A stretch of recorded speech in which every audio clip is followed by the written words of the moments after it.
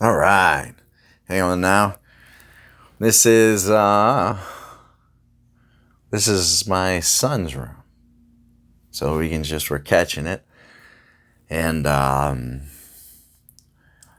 was able to help out a friend who's moving, crash. So I was going back through and washing things. Periodically you gotta rewash stuff just because it sits there for so long. And then he loves dinosaurs and nights because what kid doesn't? In the card there, I would write cards to try to communicate with him. But that's a tough thing. That's a tough ask to do, you know. You're trying to communicate with a 3-year-old. So I thought maybe, since I'm in a way still losing a fight in trying to communicate with a 3-year-old, let's start with a simple idea. What's the difference between a witch hunt and a court? Think about that for a second. Well, words matter in a court. If you're a real attorney in a real court, and if that's attorney speak. See, attorneys have a hierarchy of how they look at one another, and the lowest of that food chain is domestic court.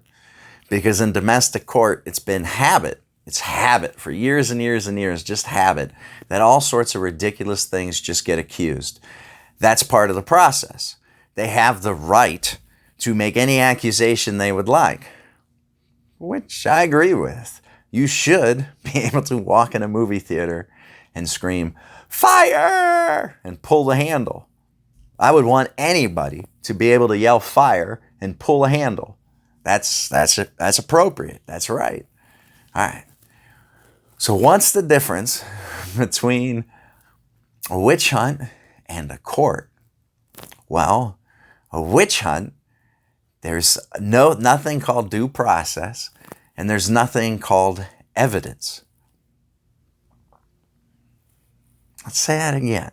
So the difference between a witch hunt and a court is, in a court, because words matter, if you make accusations, you would also be required to have evidence. And if you made those accusations and you didn't have any evidence, and you were dumb enough to do that in court, that's literally evidence right there that you've committed a crime, that you've knowingly disregarded the entire United States Constitution, and that because you failed in due process, it will not be surprising if most of the decisions that follow from that error are going to be incorrect, right? Like, what do we know about witch hunts? Witch hunts sound like this. Hey, so I heard you're a witch. Yeah, well, yeah, I'm still unconvinced. I'm pretty sure you're a witch. I like your land. I want your stuff. I want to take advantage of you physically, fiscally, mentally, emotionally. You a commie? Oh my God. Are you? Are you? Are you a socialist? Are you a socialist, but you don't seem to understand the present or history?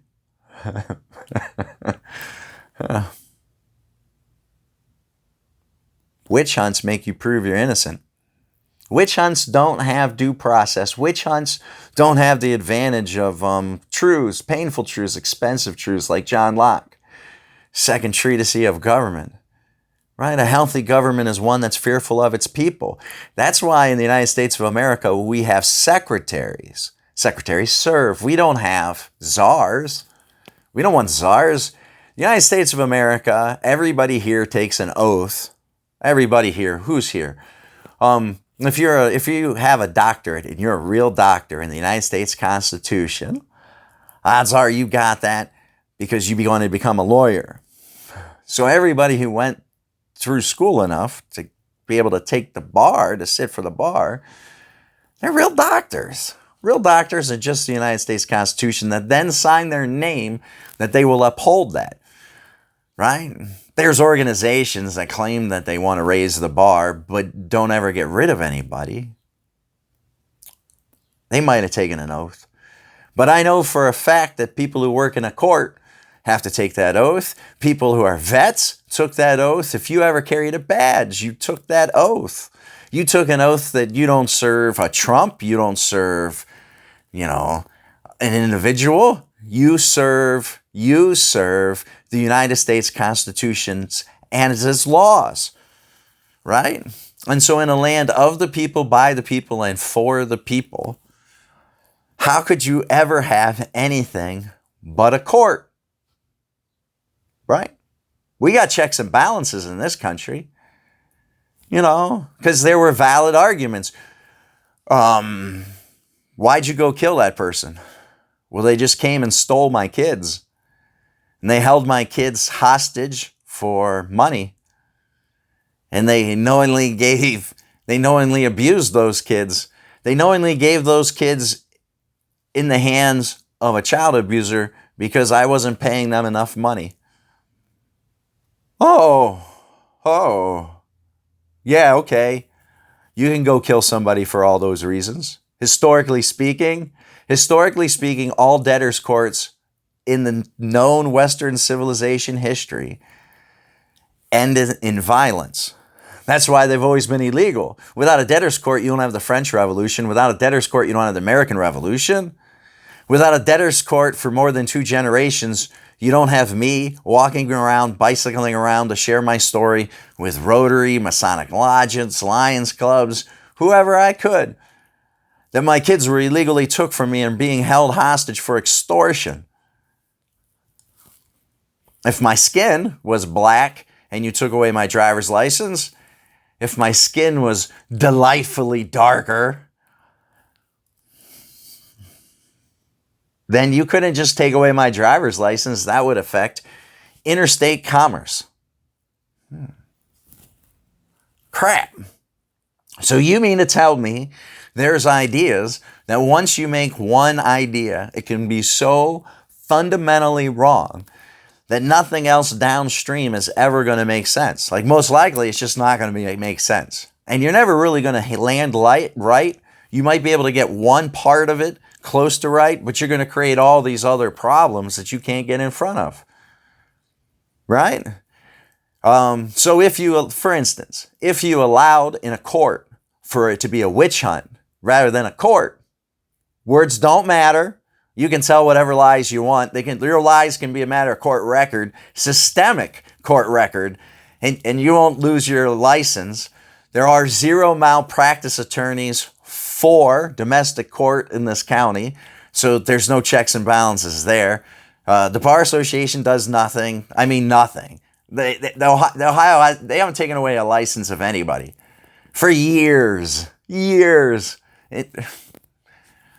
So it's a joke. That's not raising the bar. I love how nowadays mottos are viewed as risk, and so they don't ever do them.